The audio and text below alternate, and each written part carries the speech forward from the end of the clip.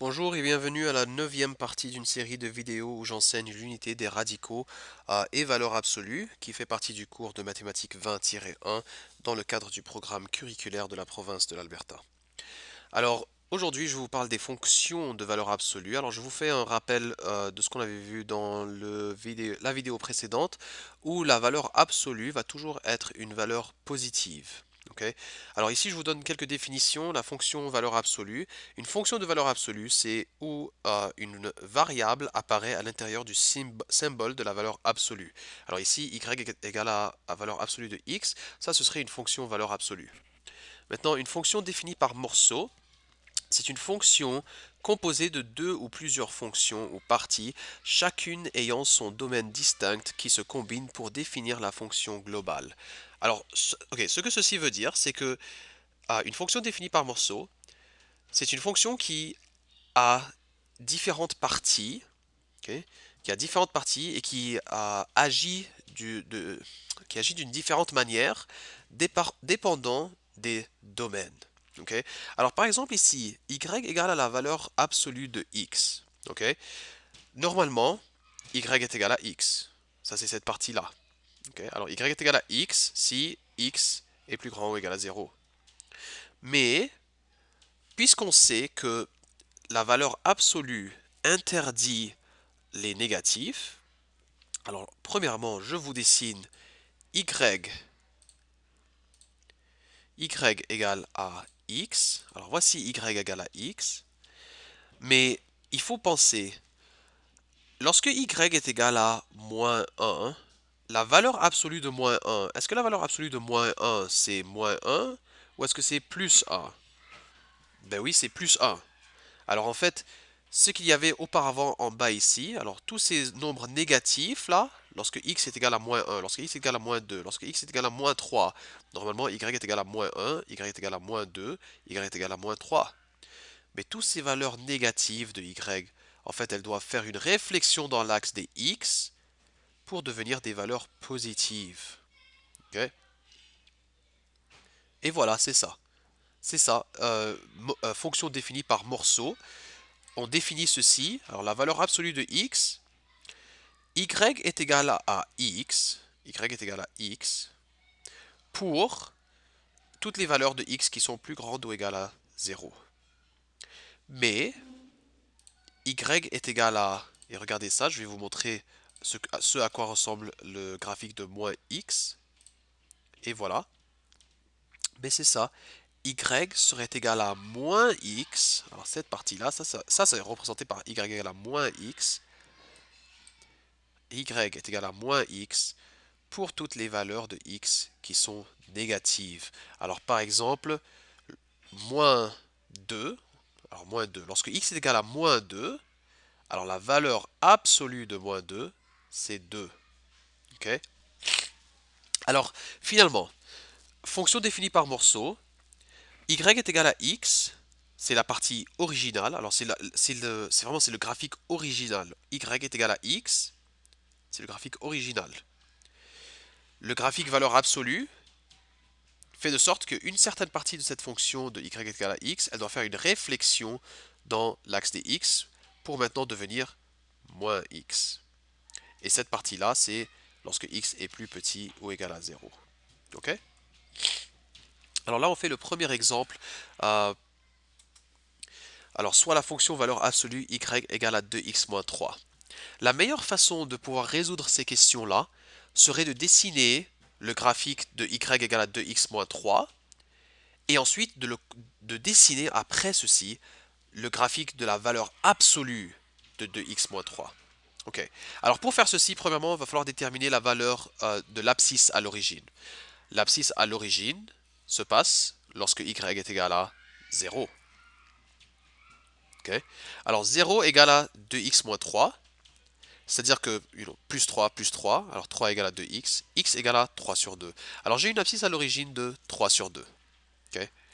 Maintenant, je vais déterminer l'ordonnée à l'origine de mon graphique initial, de juste 2x moins 3. Ok. L'ordonnée à l'origine se passe sur l'axe des y et se passe lorsque x est égal à 0. 0 fois 2, 0. 0, moins 3, moins 3. Voici moins 3. Alors en fait, voici l'abscisse à l'origine. Voici mon ordonnée à l'origine. Je dessine une ligne droite qui passe à travers ces points-là. Et voici ma fonction originale. Mais ensuite vient maintenant la fonction valeur absolue de ceci. Alors comme on le sait maintenant, si voici notre fonction, la fonction valeur absolue veut dire que n'importe quelle partie de cette fonction qui va dans le négatif doit en fait faire une réflexion pour aller dans le positif. Alors par exemple, notre ordonnée à l'origine qui était auparavant 0, moins 3, maintenant elle fait une réflexion dans l'axe des x pour aller et devenir 0, 3. Le point ici qui est moins 1, 5, et ce point-là, on le détermine tout simplement en faisant moins 1 fois 2, qui est moins 2, et moins 2, moins 3 nous donne moins 5. Alors ce point qui était auparavant moins 1, moins 5, réflexion dans l'axe des x, il est maintenant 1 et 5. Alors voici notre fonction originale. Voici notre fonction valeur absolue. OK? Alors, trace le graphique de la fonction, on vient de le faire. OK? Détermine le domaine et l'image. Le domaine, comme on le voit, x peut être n'importe quelle valeur réelle. L'image, y est plus grand ou égal à 0, parce qu'encore une fois, notre valeur absolue ne peut jamais descendre dans le négatif. OK? Et maintenant, numéro D, indique la fonction définie par morceau correspondante. Ok, ça c'est probablement la partie la plus importante de cette vidéo. Ok, alors pour indiquer la fonction définie par morceau correspondante, il faut comparer le graphique original de 2x-3 avec le graphique fonction valeur absolue de 2x-3. Ok, alors voici 2x-3. Okay. Et lorsqu'on vient pour écrire la fonction la fonction définie par morceau de ce graphique, on va écrire y égale, tu ouvres des parenthèses, et dans la première partie, tu écris juste 2x-3 comme il était normalement. Dans le deuxième, par contre, tu vas écrire moins 2x-3, et cette partie-là représente la partie qui a dû subir une réflexion à cause du fait qu'elle était négative et qu'elle devait monter et être positive parce que c'était fonction valeur absolue. Ok? Alors 2x-3, c'est la partie, alors dans notre valeur absolue ici, y égale à 2x-3, ça c'est la partie qui est restée la même malgré la valeur absolue. Moins de x-3, ça c'est la partie à laquelle on a dû faire une réflexion dans l'axe des x. Alors, si ceci c'était notre graphique original, et maintenant ceci c'était notre graphique fonction valeur absolue, quelle est la partie qui est restée la même? La partie du graphique qui est restée la même, c'est ça. Ok. Alors ça c'est la partie qui était originale comme ça, mais qui n'a pas changé même avec la valeur absolue. Cette partie-là, c'est 2x-3, et cette partie se passe lorsque x, pour toute valeur de x, plus grand ou égal à cette abscisse à l'origine qui est 3 sur 2. Ok, alors ça c'est comment on écrit ça. Ok, alors à noter que notre abscisse à l'origine est toujours le point invariant, c'est le point qui reste fixe lors d'une transformation. Alors même s'il y a une réflexion ici, les abscisses à l'origine ne vont jamais changer. Ok, même si il y a une réflexion dans l'axe des x. Ok, maintenant cette deuxième partie, alors le moins 2x moins 3, en fait cette partie veut dire pour quelle valeur de x est-ce qu'on a dû faire une réflexion à notre fonction originale. Alors on revient ici. Voici notre fonction originale. On a dû faire une réflexion pour tout ce qui était de ici et vers la gauche. Okay, alors toute cette partie-là, on a dû lui faire une réflexion dans l'axe des x. Ben alors cette partie-là, on l'exprime comme étant x plus petit que 3 sur 2. Et voilà, x plus petit que 3 sur 2. Ok?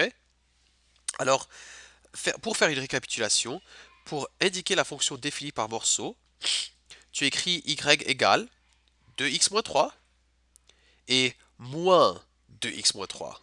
Moins 2x moins 3. La partie de x moins 3, il faut comparer avec la fonction originale. Cette partie-là, c'est la partie qui est restée la même.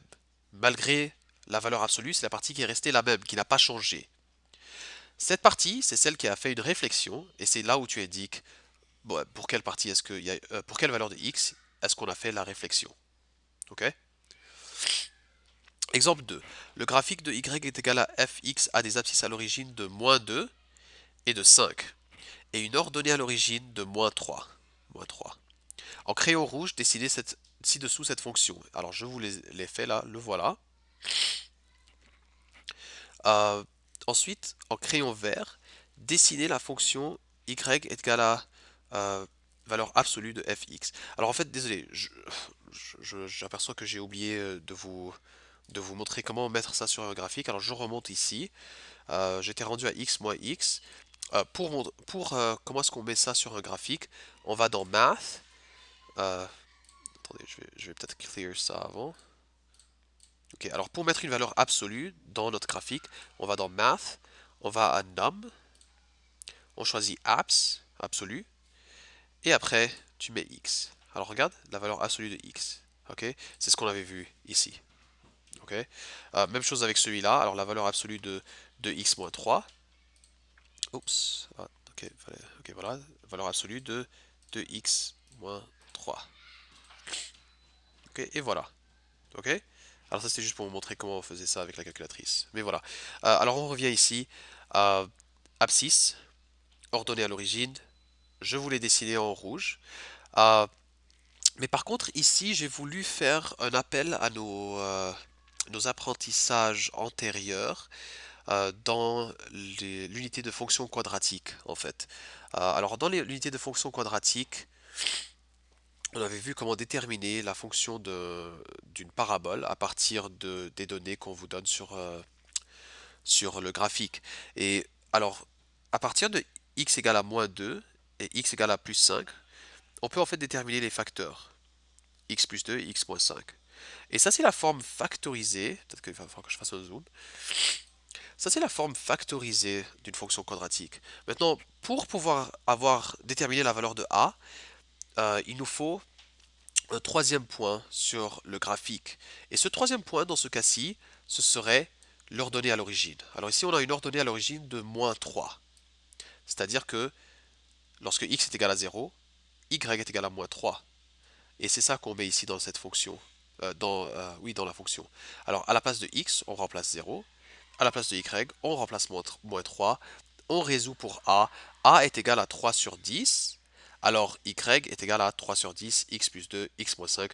Voici la fonction quadratique représentée par la parabole en rouge.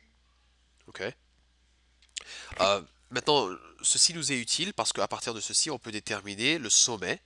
On sait que le sommet se passe à moitié entre les deux abscisses. Ok. Alors pour déterminer la moitié entre les deux abscisses, on ajoute les deux abscisses ensemble et on divise par 2. -2 plus 5, alors 5 et -2, divisé par 2 nous donne 1,5. Et alors, pour déterminer le sommet, maintenant que j'ai mon axe de symétrie, qui est x égale à 1,5, je prends ce x égale à 1,5, je le mets dans ma fonction. Alors à la place de x, je remplace 1,5, ou 3 sur 2, et je détermine que ma valeur de y pour mon sommet est de -3,675. Alors en fait, on a un sommet à 3 sur 2, 1 sur 5, 1 sur 5, 1,5 et -3,675. Alors voici notre sommet de la fonction originale. Ok, alors pas de valeur absolue, juste la fonction originale. Ok, ça c'était une manière de déterminer le sommet. L'autre manière de déterminer le sommet aurait été de euh, prendre cette fonction, de faire la distributivité, de changer cette fonction en forme générale. Une fois qu'on a fait la distributivité et qu'on a cette fonction en forme générale, on pouvait compléter le carré pour transformer cette fonction en forme canonique. Et voilà, on a les points du sommet à l'aide de la forme canonique de la fonction quadratique. Mais j'ai trouvé que cette méthode-là était plus rapide, juste de déterminer l'axe de symétrie et ensuite d'utiliser la valeur x de l'axe de symétrie pour déterminer la valeur y. euh, et cette valeur y correspond au sommet. Alors voici notre sommet. Alors j'ai les abscisses à l'origine, j'ai l'ordonnée à l'origine, j'ai le sommet, je peux dessiner ma parabole comme ça. Ok? Mais ici on te demande en crayon vert, dessiner la fonction valeur absolue de ceci. Alors en regardant ceci, on sait que la valeur absolue nous dit qu'on n'a pas le droit, cette fonction n'a pas le droit d'aller dans le négatif. Ok, alors elle n'a pas le droit d'aller dans le négatif. Alors, ça veut dire qu'il fallait prendre cette partie qui va dans le négatif et faire une réflexion dans le positif. Ok. Alors par exemple, notre ordonnée à l'origine auparavant c'était -3. Ben, la valeur absolue de -3 c'est 3. La valeur absolue de -3,675 qui est notre sommet, c'est plus 3,675 et ainsi de suite. Alors là, voici en vert la fonction valeur absolue. Ok. Alors voici la fonction valeur absolue. Voici la fonction normale. Ok.